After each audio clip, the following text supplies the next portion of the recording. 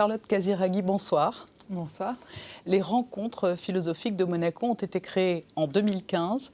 C'est votre passion pour la philosophie qui vous a conduit à lancer ces rencontres?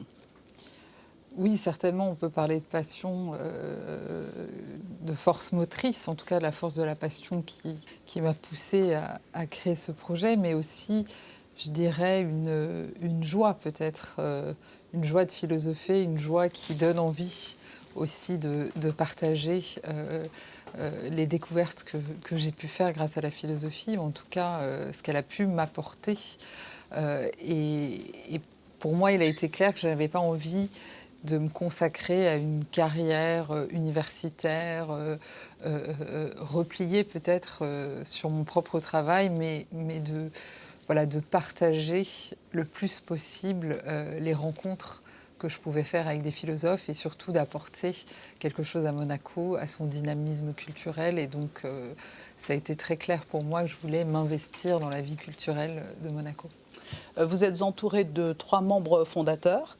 Il y a Raphaël Zagouri-Orly, Joseph Cohen et Robert Maggiori.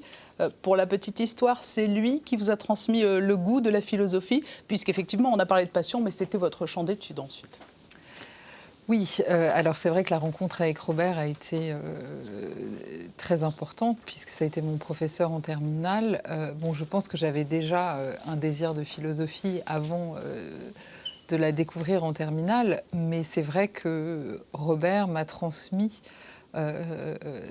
quelque chose que je ne pourrais même pas décrire, tellement j'avais eu l'impression de découvrir un trésor, quelque chose de très précieux, et qui n'était pas que des concepts, l'enseignement de concepts, ou en tout cas était beaucoup plus que ça. C'était une sorte de conversion du regard, une certaine attitude au monde qu'il incarnait, et qui m'a vraiment transformée. Vous avez découvert la philosophie en terminale comme de nombreux lycéens qui plancheront demain sur l'épreuve du baccalauréat. Vous avez pour ambition de rendre la philosophie accessible à tous. Est-ce qu'une année dans un cursus scolaire, une année de philosophie, ce n'est pas trop court et c'est peut-être aussi un peu tard à 17-18 ans? Alors il ne faut pas non plus faire des généralités, c'est compliqué puisque pour certains, la rencontre en terminale peut arriver au bon moment, être décisive dans un parcours, mais il est vrai qu'on n'apprend pas à faire de la philosophie comme on apprend à faire des maths. C'est aussi vraiment, je pense, une transmission qui émane aussi d'une rencontre avec un professeur. Et je pense qu'il y a une ouverture au questionnement philosophique qui est très intense. Ce n'est pas une question de maturité, en fait. Voilà, vous l'avez ouvert aux plus jeunes. Oui, parce que, étrangement, chez les enfants de 6-8 ans, il y a un désir de philosophie très très fort à cet âge-là qui s'ouvre et qui peut, dans les années du collège ou au début du lycée, être, peut-être ils osent moins s'exprimer, ils osent moins prendre la parole, ils sont davantage conscients du regard de l'autre, alors qu'il y a une plus grande liberté d'expression chez les plus petits. Et donc on peut saisir ce moment aussi en commençant plus tôt et éveiller ce goût du questionnement qui est très fort chez l'enfant. Et puis l'autre point, c'est qu'il y a ce qui fait qu'on ne peut pas attendre la terminale pour découvrir la philosophie, c'est qu'aujourd'hui, les enfants sont saturés d'informations. Et ça, c'est quelque chose qui est très, très, très nouveau, saturé d'informations anxiogènes, difficiles à comprendre. Beaucoup d'enfants disent aujourd'hui qu'ils n'entendent que des mauvaises nouvelles, que des choses difficiles. Et ils ont besoin d'aiguiser leur propre pensée critique pour pouvoir justement donner du sens à ces informations, et que si on ne les encourage pas à questionner le sens profond de leur être au monde, eh bien ça peut être extrêmement anxiogène.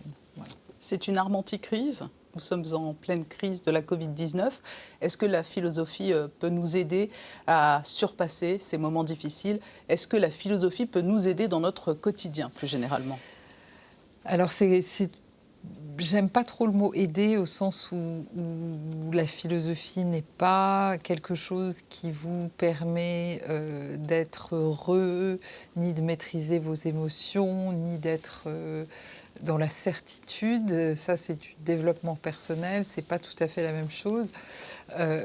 Au contraire, elle aiguise l'inquiétude, il faut accepter de perdre ses repères, d'entrer dans la complexité des problèmes humains, dans leur ambiguïté. Donc c'est pas forcément quelque chose de simple, mais qui est accessible à tous. Pour revenir aux rencontres philosophiques, dont le colloque annuel débutera demain, des initiatives donc en cours, notamment avec les enfants.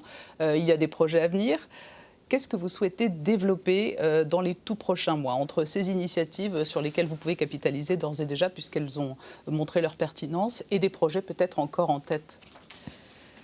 On a beaucoup de projets en tête, mais là vraiment ce qui, en tout cas, me tient très à cœur, c'est vraiment d'approfondir tout ce que nous faisons dans les écoles et impliquer davantage les écoles, développer cette partie-là dans les classes du primaire jusqu'au lycée. Donc ça, c'est vraiment quelque chose qu'on voudrait renforcer. Mais il y a des nouvelles choses qui arrivent, puisque nous allons faire des groupes de réflexion en entreprise avec la fonction publique. Donc ça, c'est un nouveau projet. On va travailler davantage avec le centre hospitalier Princesse Grasse sur des questions autour de la santé, du soin, qui sont vraiment des grandes questions. Et puis peut-être aussi davantage travailler avec des associations, avec aussi les acteurs culturels de la principauté, essayer vraiment de s'implanter davantage dans la vie culturelle et profiter de toute cette richesse à Monaco.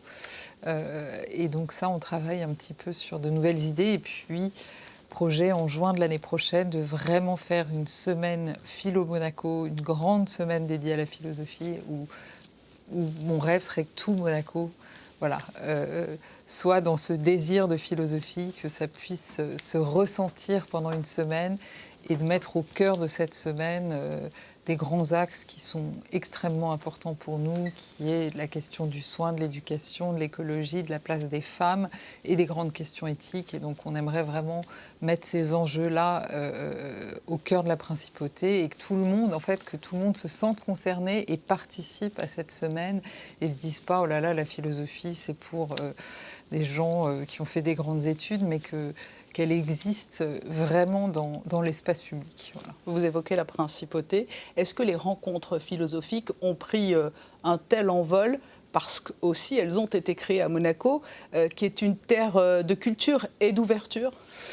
Oui, évidemment, sans le soutien et la confiance du gouvernement, des affaires culturelles, sans cette ouverture qui, je pense, fait partie quelque part de l'ADN de Monaco, qui est cette tendance à soutenir et pousser des projets aussi d'avant-garde, à accueillir quelque part des initiatives audacieuses. Donc ça, je pense que sans ça, on n'aurait jamais pu exister. Et puis, c'est aussi le fait qu'on a cette proximité entre différents acteurs culturels, des lieux de sciences, l'hôpital, l'éducation nationale, le fait qu'on peut coordonner aussi facilement des projets avec différentes institutions qui seraient beaucoup plus difficiles à mettre en place s'il y avait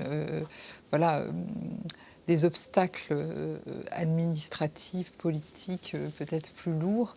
Là, il y a une vraie volonté de travailler ensemble, de développer des projets. Et ça, c'est une chance parce qu'on peut expérimenter des choses qui prendraient beaucoup plus de temps ailleurs. Et donc, ça permet de mettre en œuvre plein de nouvelles choses et d'avancer vite. Un champ des possibles presque infini. Voilà. Merci beaucoup, Charlotte Casiraghi, d'avoir répondu à notre invitation.